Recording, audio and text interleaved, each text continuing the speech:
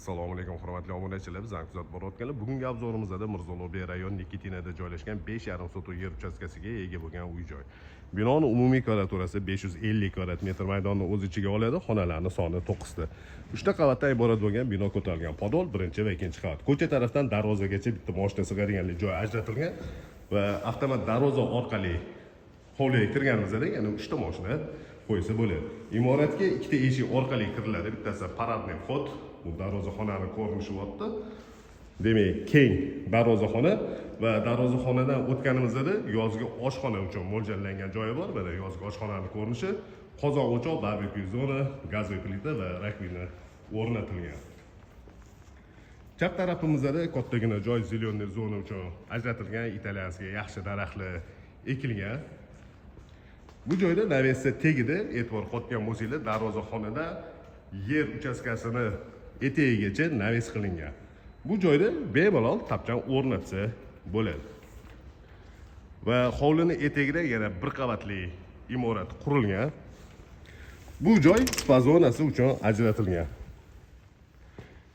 Demak, spa zonasi uchun ajratilgan joyga kirib kelganimizda bir qavatli imorat, kattagina basen bor. Bu joyda oldida dush, demak, turk hammomi va finskiy sauna joylashgan. Mana shunaqa ko'rinishdagi kattagina basen. Dushovoy ko'rinishi, turk hammomi va oldida finskiy sauna.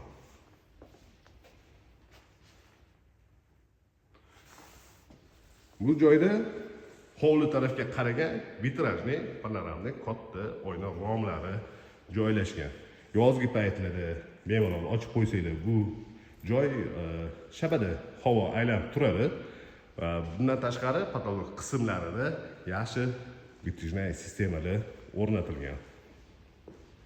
Bu joyda stol stullarni qo'yib bemalol dam olib o'tirsa bo'ladigan joy.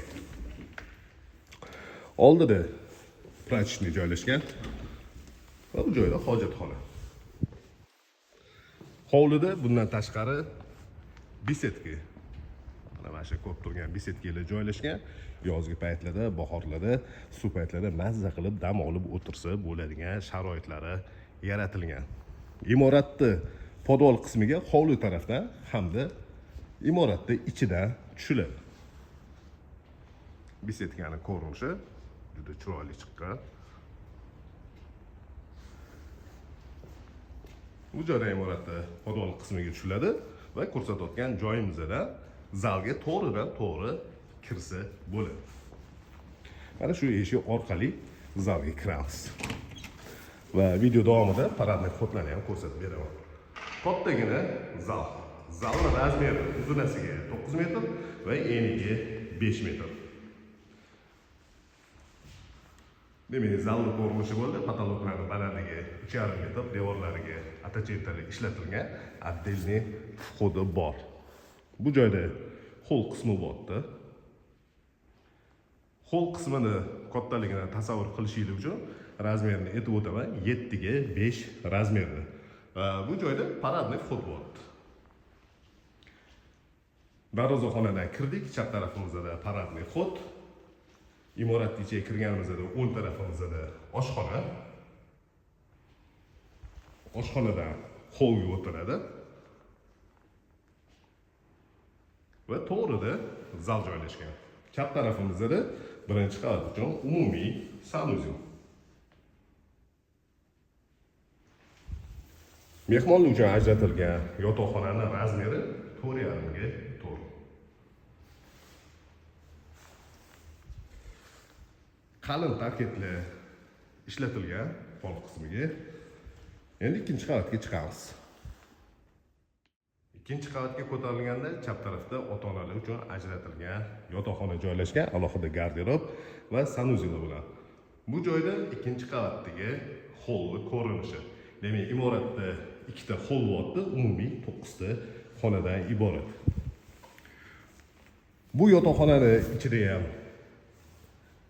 garderob bor va sanuzel joylashgan. 4,5 ga 4 razmerdagi xona, garderob uchun mo'ljallangan joyi va uni oldida sanuzel.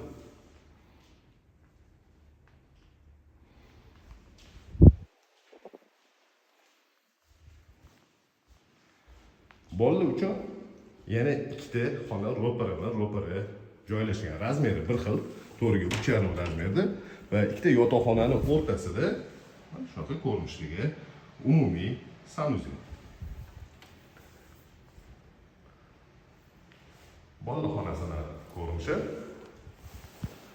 va shu xonani ro'parasida shu razmerda yana bitta bolalar uchun ajratilgan yotoqxona.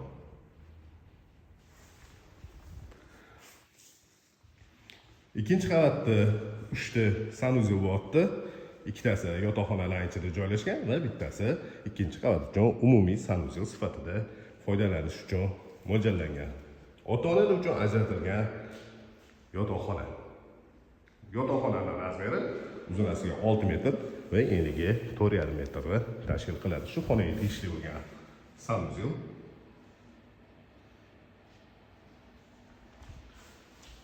Va garderob uchun mo'ljallangan xona.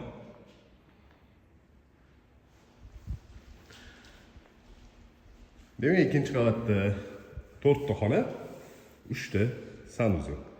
Endi podvalga o'tamiz. Imoratning tagi butunlay podval qilingan va bir nechta xonadan iborat. Bu joyda hovli qismiga chiqiladigan zina joylashgan. Podvalga tushganimizda chap tarafimizda kattagina bitta xona bor. Bu joyda ikkita fortishka ro'para tushgan. Undan tashqari o'zini havo aylanib turish uchun g'ichkalari bor va yana qo'shimcha shu fortishkalarni ochib qo'yadigan bo'lsa, skvoznak bo'lib, bu podvalda umuman havo saqlanib qolmaydi, havo aylanishi yaxshi bo'ladi. Kotelniyni ko'rinishi ikkita do'konturni yaxshi kotel o'rnatilgan, qator ketgan nasoslar 200 litr suv sig'imiga ega bo'lgan suv boylari, расширительный bak.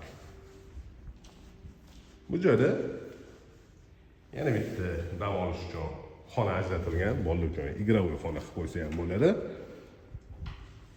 Kladovka sifatida foydalanish uchun kichikroq xona va bu joyda yana 4.5 razmerda bitta xona joylashgan.